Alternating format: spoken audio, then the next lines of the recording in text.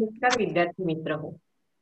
या शैक्षणिक वर्षाच्या दुसऱ्या सत्रात तुम्हा सगळ्यांचं मी श्रीमती नेतम आणि माझ्या सहकारी शिक्षिका श्रीमती तायडे आणि श्रीमती टेकवडे पुन्हा एकदा स्वागत करीत आहोत. आज इतिहासाच्या तासाला आपण पुन्हा एकदा अभ्यास करणार आहोत आणि यापूर्वी आपण इतिहासाचे शिवरायांचा इतिहास बघताना शिवरायांच्या आधीचा महाराष्ट्र कसा होता ते पाहिलं. महाराष्ट्रच नव्हे तर शिवपूर्वकालीन भारत त्यावेळेची स्थिती काय होती हे सुद्धा आपण अभ्यासलेलं आहे. आणि हे बघत असताना आपण काही जे महत्वाचे मुद्दे आहेत त्याच्यावरती मी थोडस विचारणार आहे. शिवरायांनी स्वराज्याची स्थापना केली. ही स्वराज्याची स्थापना करताना त्यांना अनेक अडथळ्यांचा सामना करावा लागला. अनेक मोठमोठी संकट स्वराज्यावर आली आणि त्या सगळ्या संकटांना सामोरं जात त्यांनी स्वराज्य स्थापन केलं. आणि स्वराज्य म्हणजे अक्षरशः शून्यातून त्यांनी स्वराज्य निर्माण केलं होतं. एका बाजूला अनेक शत्रू जसे युरोपातून आलेले इंग्रज, डच, फ्रेंच आणि आधीपासून भारतात असलेले आदिलशहा, निजामशहा, उत्तरेकडे असलेले मुघल बादशाह यशस्वीपणे तोंड देत स्वराज्य स्थापन केलं. आणि या स्वराज्याला कोणीतरी वाली आहे हे जगाला समजावं यासाठी त्यांनी स्वतःला राज्याभिषेक करवून घेतला. आणि हा राज्याभिषेक शिवरायांनी जो केला, जेव्हा केला ती तारीख मला तुमच्यापैकी कोणीतरी सांगायची आहे. शिवरायांनी राज्याभिषेक करवून घेतला स्वतःला, सांगता येईल का कोणाला? टीचर कशाची? शिवरायांनी स्वतःला राज्याभिषेक करवून घेतला कारण स्वराज्याचं इथे महाराष्ट्रात स्वराज्य निर्माण झालंय किंवा स्वराज्य स्थापन झालं आहे हे जगाला समजावं यासाठी त्यांनी स्वतःला राज्याभिषेक करवून घेतला. आणि येथील रयतेचा वाली म्हणून त्यांनी स्वतःला राज्याभिषेक करवून घेतला. तर हे राज्याभिषेक हा कोणत्या साली करवून घेतला? मी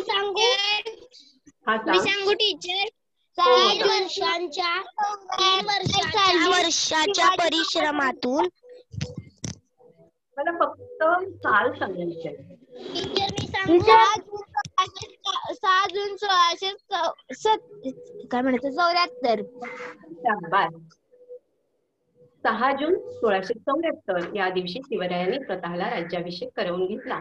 आणि त्यानंतर सुमारे 3 वर्षांनी त्यांनी दक्षिणेकडची मोहीम हाती घेतली आणि त्या मोहिमेत सुद्धा त्यांनी यश मिळवलं.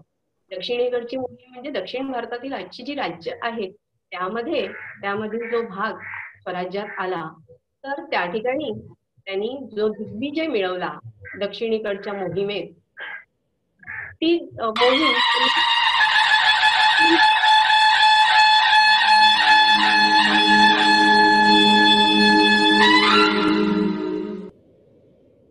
तर हा दक्षिण दिग्विजय शिवरायांनी ऑक्टोबर 1677 मध्ये हाती घेतला आणि मिळवला. त्यानंतर आपल्या लक्षात येतं की अशा प्रकारे स्वराज्याचा विस्तार झाला.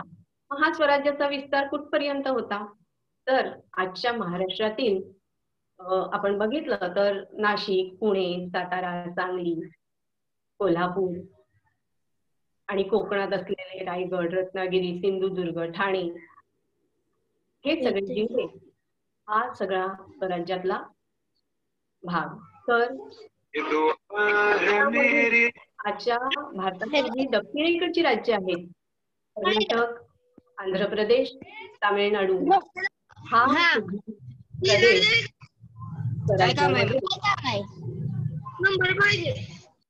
अंतर्भूत होता, स्वराज्यात समाविष्ट होता. आणि अशा या वाढत गेलेल्या स्वराज्याचा कारभार सुरळीत चालावा यासाठी शिवरायांनी स्वराज्याची घडी बसवली. म्हणजे स्वराज्य योग्य प्रकारे स्वराज्याचा राज्यकारभार करण्यासाठी त्यांनी काही व्यवस्था निर्माण केल्या. त्याचा अभ्यास आज आपण स्वराज्याचा कारभार या धड्यामध्ये बघणार आहोत. तर यामध्ये सर्वप्रथम आपण शिवरायांनी जे अष्टप्रधान मंडळ नेमलं त्याची माहिती घेणार आहोत. मग हे अष्टप्रधान मंडळ म्हणजे काय? तर बघा, राज्यकारभाराच्या सोयीसाठी शिवरायांनी राज्यकारभाराची 8 खात्यांमध्ये विभागणी केली आणि प्रत्येक खात्यासाठी एक प्रमुख नेमला आणि असे 8 खात्यांचे 8 प्रमुख मिळून स्वराज्याचं अष्टप्रधान मंडळ तयार झालं आणि त्या सगळ्यांच्या वरती प्रमुख जे होते अष्टप्रधान मंडळाचे ते म्हणजे छत्रपती शिवाजी महाराज.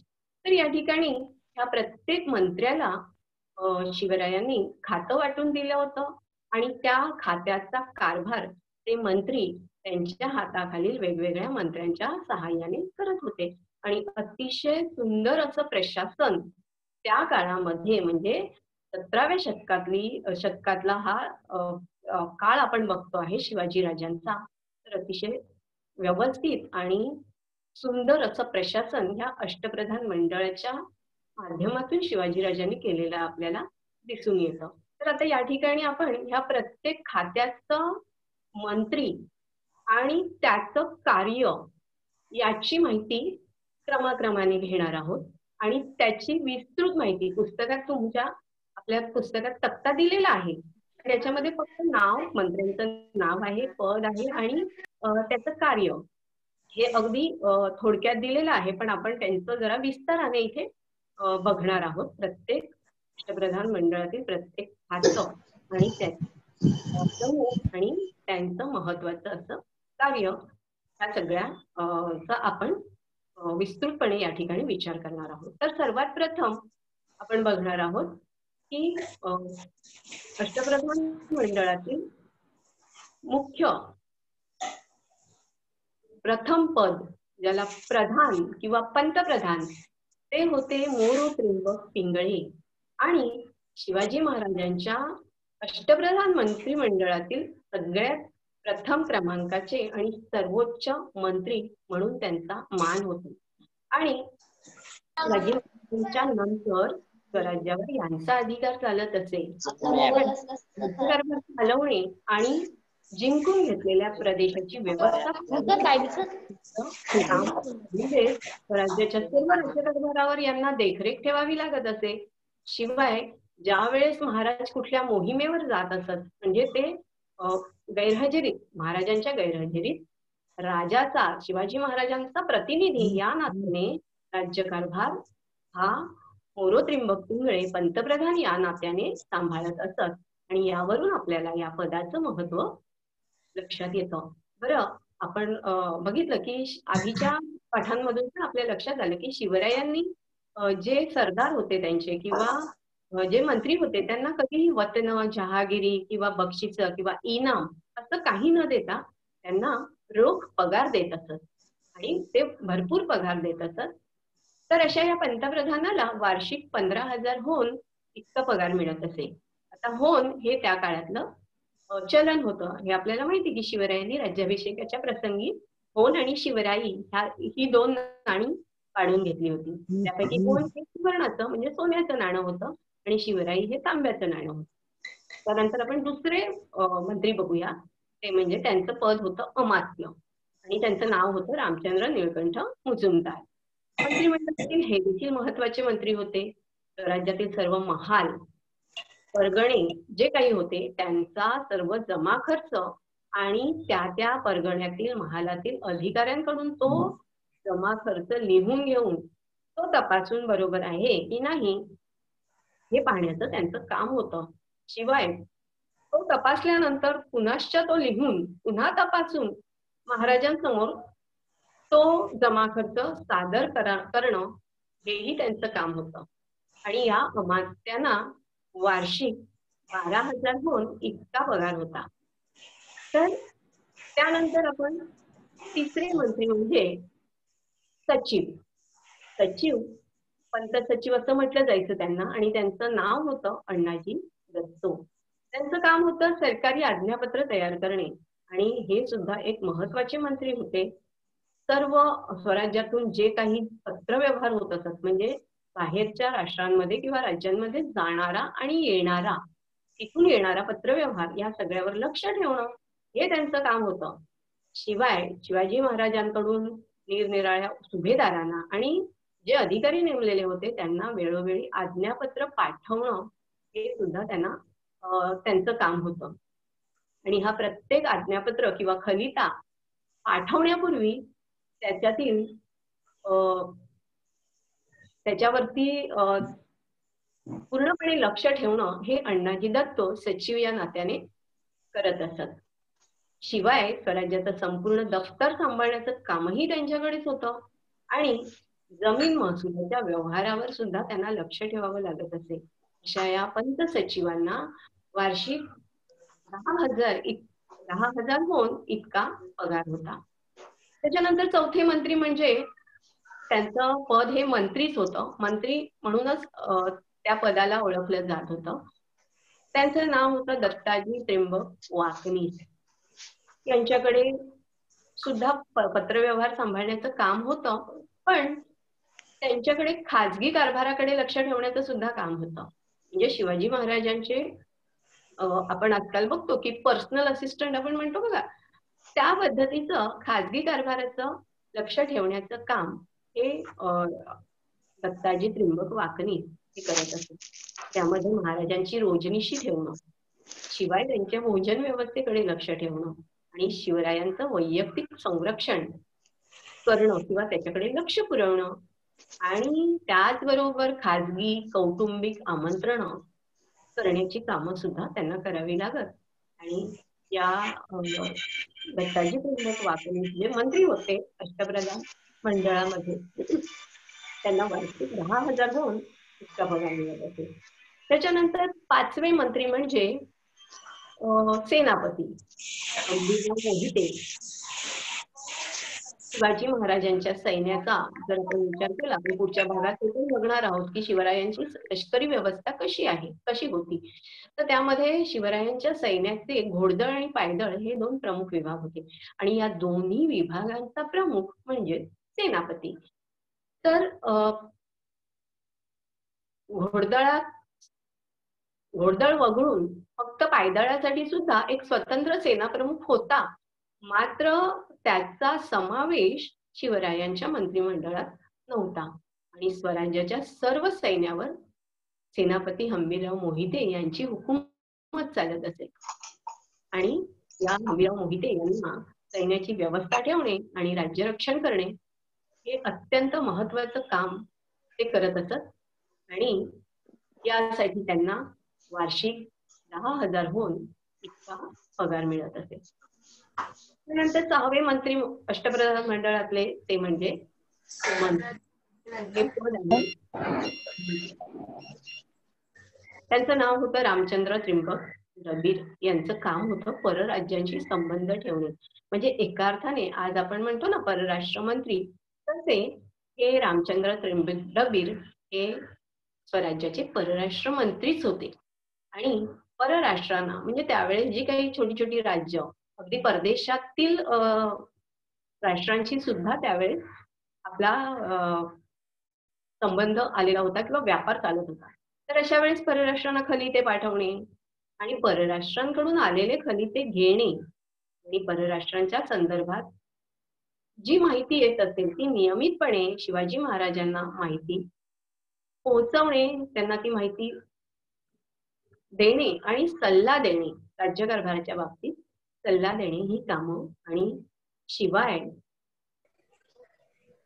परराष्ट्रातून हेरांच्या सहाय्याने आवश्यक असणाऱ्या बातम्या काढणे अतिशय जबाबदारीचं काम सुद्धा ते करत असत. आणि अशा या पंत सुमंतांना वार्षिक 10,000 होऊन इतका पगार होता.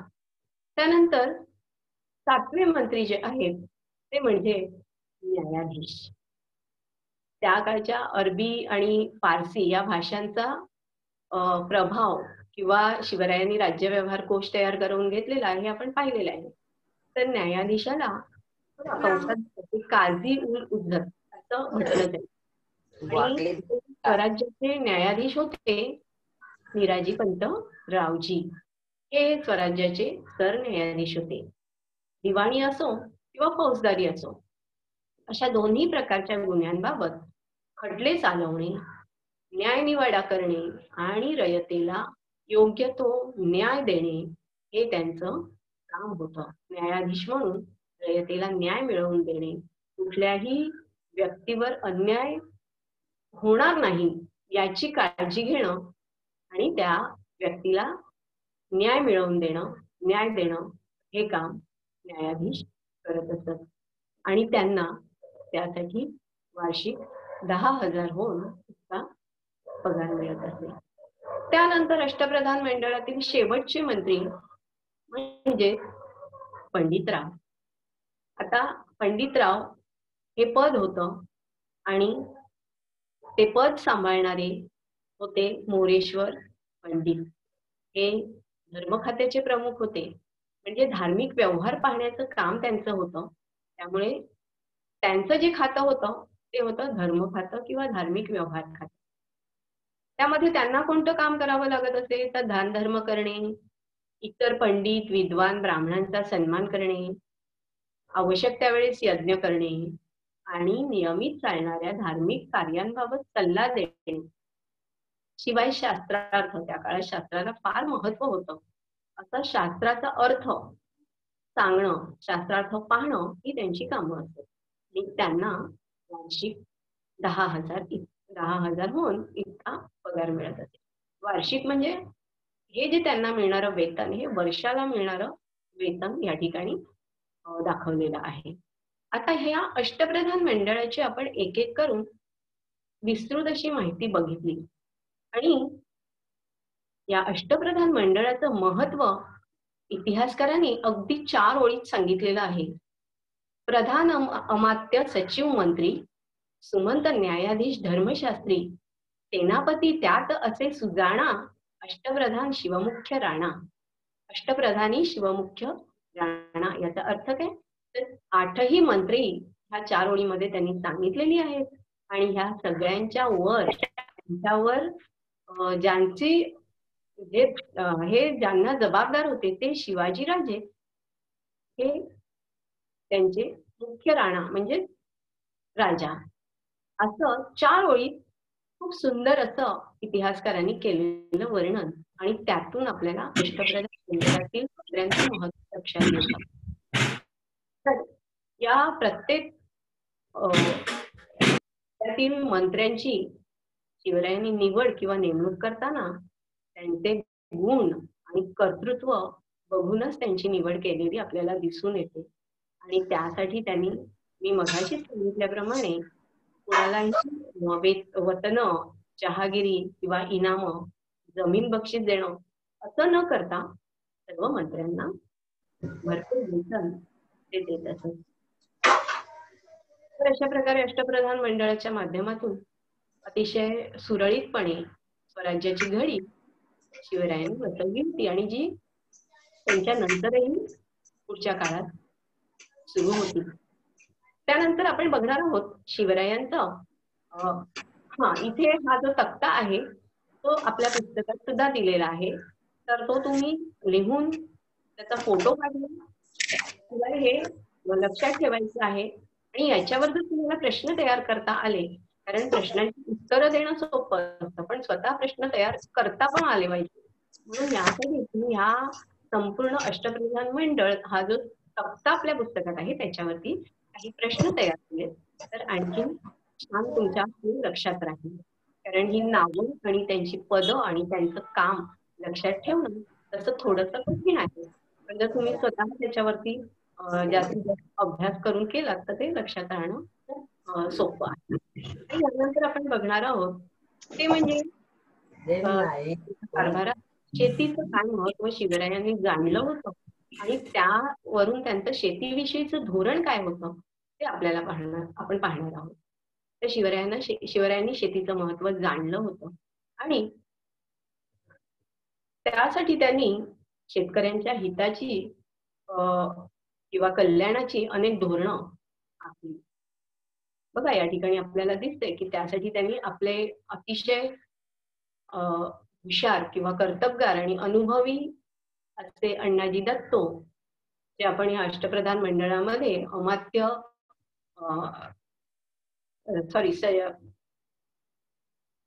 सचिव म्हणून जे काम करत होते यांच्यावर महसुलाची व्यवस्था लावण्याची जबाबदारी सोपवली होती. आणि शेतीचं महत्व ओळखून पडीक जमिनी लागवडीखाली आणण्यासाठी सर्व शेतकऱ्यांना उत्तेजन दिलं. शेतकऱ्यांच्या जवळ ते शेतकऱ्यांना जाऊन भेटत असत आणि शेतकऱ्यांच्या अडचणी, समस्या जाणून घेत असत.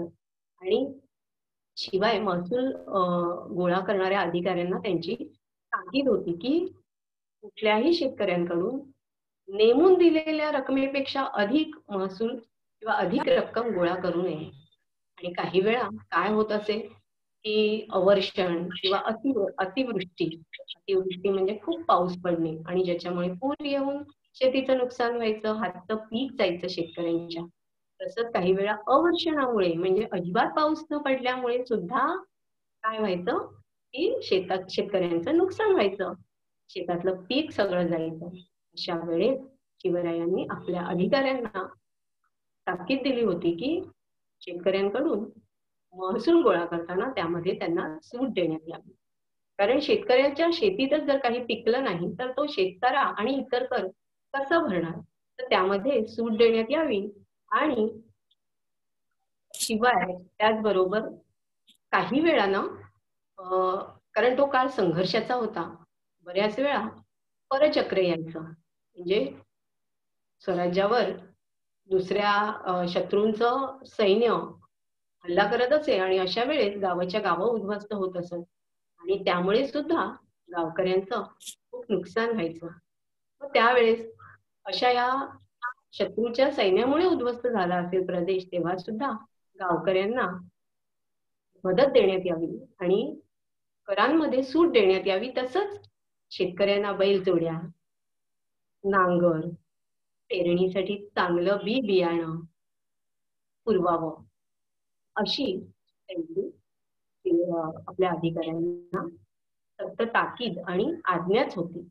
या ठिकाणी आपल्याला दिसते की अवर्षणामुळे शेतकरी अशा प्रकारे हवालदिल व्हायचे आणि मग त्यावेळेस त्यांचं पीक येत नसे, नुकसान व्हायचं. मग अशा वेळेस त्यांना मदत म्हणून राज्यातून बैलजोडी, नांगर आणि बियाणं यांचा पुरवठा केला जाईल किंवा ती मदत दिली जाईल.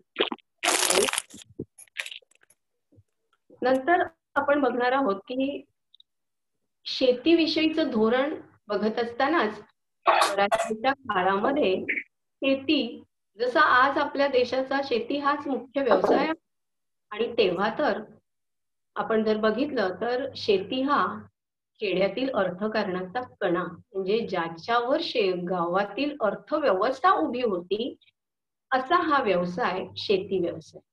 आणि या शेती व्यवसायाबरोबरच शेतकरी काही पूरक व्यवसाय करत असत. त्यामध्ये पशुपालन किंवा गोपालन, शेळीपालन, तसंच दुग्ध व्यवसाय हे व्यवसाय चालत असत. आणि गावामध्ये इतर कारागीर सुद्धा असत, जसे कुंभार, लोहार, सुतार, शिंपी, सांभार. तर हे कारागीर गावातील लोकांना, गावकऱ्यांच्या ज्या दैनंदिन किंवा रोजच्या गरजा त्यासाठी वस्तूंचं उत्पादन करत असत आणि सेवा पुरवत असत. तर अशा या सेवा आणि वस्तूंच्या बदल्यामध्ये या कारागिरांना शेतकऱ्यांकडून त्यांच्या उत्पन्नातील काही वाटा मिळत असे आणि ह्या वाट्यालाच बलुत असं म्हटलं जाईल. मग इकडे आपण एक गोष्ट लक्षात घेतली पाहिजे की जरी त्यावेळेस पैशाच्या रूपात व्यवहार होत नसले तरी सुद्धा खेडी ही अतिशय स्वयंपूर्ण अशी होती. म्हणजे गावातील माणसाला कुठल्याही गोष्टीसाठी किंवा स्वतःच्या गरजेसाठी दुसऱ्या ठिकाणी जावं लागत नव्हतं किंवा शहरांवर अवलंबून राहावं लागत नव्हतं. म्हणजे खेडी स्वयंपूर्ण होती असं या ठिकाणी आपल्या लक्षात येतं. तर बलुत म्हणजे शेतकरी आपल्या उत्पादनातून आवश्यक तो वाटा कारागिरांना देत असत. त्यानंतर शिवरायांनी शेतीबरोबर व्यापाराला सुद्धा चांगलंच महत्व दिलं होतं. किंवा व्यापाराचं महत्व त्यांना माहीत होतं. त्यांनी हे जाणलं होतं की व्यापार वाढल्याशिवाय राज्य भरभराटीस येणार नाही आणि व्यापार वाढवण्यासाठी त्यांनी व्यापाऱ्यांना सुद्धा संरक्षण दिलं आणि त्यावेळेस भारतात म्हणजे स्वराज्याचा व्यापाराच्या दृष्टीने इंग्रज, पोर्तुगीज, फ्रेंच, डच यांच्याशी व्यापारी संबंध शिवरायांनी अतिशय चांगले असे व्यापारी संबंध होते आणि व्यापारामुळे लोकांच्या गरजा भागवणाऱ्या वस्तू मुबलक प्रमाणामध्ये राज्यात येतात. तसंच राज्य श्रीमंत होते, समृद्ध होते. ही गोष्ट शिवरायांनी चांगलीच लक्षात ठेवून त्यांनी व्यापाराला उत्तेजन दिलं आणि व्यापाऱ्यांना सुद्धा उत्तेजन दिलं. जर आपण बघितलं तर 5 प्रदेशातील व्यापाऱ्यांचा या ठिकाणी स्वराज्यातील व्यापारात समावेश झालेला दिसतो किंवा स्वराज्याचा व्यापार जो चालत होता ब्रह्मदेश, सिंधी किंवा सिंध प्रांत, गुजरात आणि दक्षिण भारतातील राज्य या ठिकाणी ही जशी भारतातील हे भारतातील प्रदेश होते त्या काळातील त्यांच्याशी जसा राज्यकारभार चालत होता तसा परराष्ट्र म्हणजे दुसऱ्या देशांशी जवळजवळ असे 25 देश होते ज्यांच्याशी स्वराज्याचा राज्यकारभार चालत आणि ह्या व्यापाराच्या दृष्टीने जर आपण बघितलं तर शिवरायांनी एक गोष्ट म्हणजे व्यापाराला त्यांनी कशा प्रकारे व्यापाऱ्यांचं सुद्धा आणि इथल्या रयतेचं सुद्धा त्या दृष्टीने कशा प्रकारे संरक्षण केलं. येथील मीठ उद्योग हे त्याचं उत्तम उदाहरण आहे. कोकणात चालणारा मीठ उद्योग.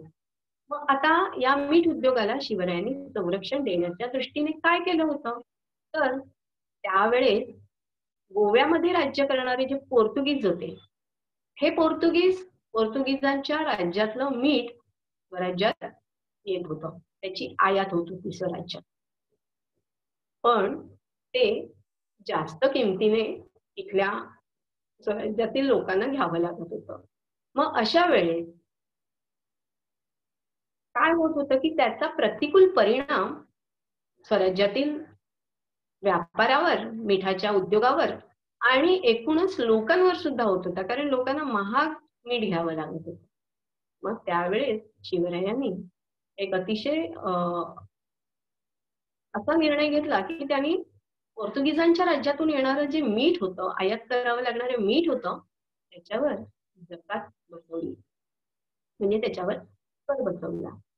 मग त्यामुळे काय झालं की त्यांच्या आयातीत घट व्हावी आणि येथील उद्योगातील इथला जो मीठ उद्योग आहे तो भरभराटीस यावा हा अतिशय सुज्ञ असा हेतू त्यामागे होता. म्हणजे शिवरायांनी परकीयांशी व्यापार तर केला पण त्यांना त्यांच्या ज्या वस्तू आपल्याकडे येत असतील त्याच्यावरती जकात बसवून इथल्या राज्यातील जे उद्योग होते त्यांना संरक्षण देण्याच्या दृष्टीने शिवरायांचं हे धोरण होतं. तर या ठिकाणी आपण जर बघितलं तर शिवरायांच्या काळातील एक व्यापार विषयक त्यांचं जे धोरण होतं ना त्याचं एक आज्ञापत्र किंवा त्यांनी म्हटलेलं आहे साहुकार म्हणजे राजश्रीची साहुकार या शब्दाचा अर्थ आहे व्यापारी.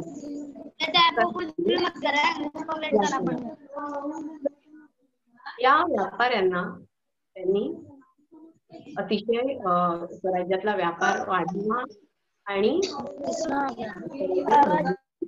यासाठी त्यांनी अतिशय सुंदर अशी धोरणं शिवरायांनी आखली होती. तर बघा त्यांचं एक आज्ञापत्रातला एक छोटासा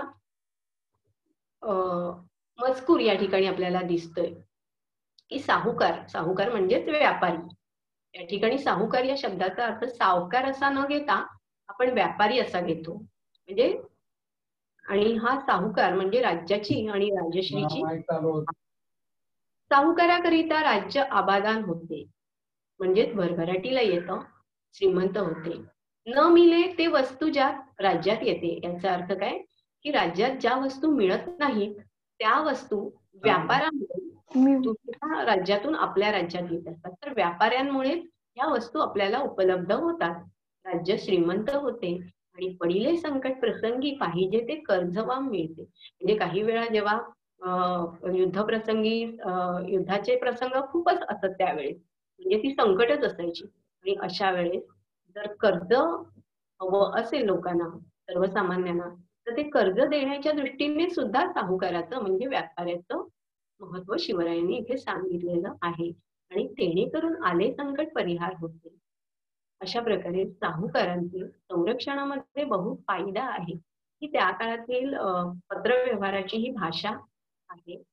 आणि या मजकुरावरून आपल्याला शिवाजी राजांचं व्यापारविषयक धोरण किती उच्च आणि उदात्त होतं हे आपल्याला लक्षात येतं. म्हणजे स्वराज्य फक्त राज्यकारभार किंवा फक्त शेती इतकाच विचार न करता त्यांनी व्यापाराला सुद्धा खूप उत्तेजन दिलेलं आपल्याला या राज्याच्या कारभारामध्ये दिसून येतं. तर आता आपण या ठिकाणी आजच्या भागामध्ये 4 महत्वाचे मुद्दे बघितले. ते म्हणजे शिवरायांचं अष्टप्रधान मंडळ, त्यांचं शेतीविषयीचं धोरण, त्या काळात खेडी किंवा खेड्यांमध्ये जे काही अर्थकारण म्हणजे खेड्यातले उद्योग, स्वयंपूर्ण खेडी, बलुत आणि व्यापार विषयक असणारं शिवरायांचं धोरण याची माहिती घेतली. तर आता यावर आधारित बघा, तुम्ही जर लक्षपूर्वक ऐकलं असेल तर तुम्हाला खाली जे काही प्रश्न आहेत त्याची उत्तरं तुम्ही देऊ शकाल.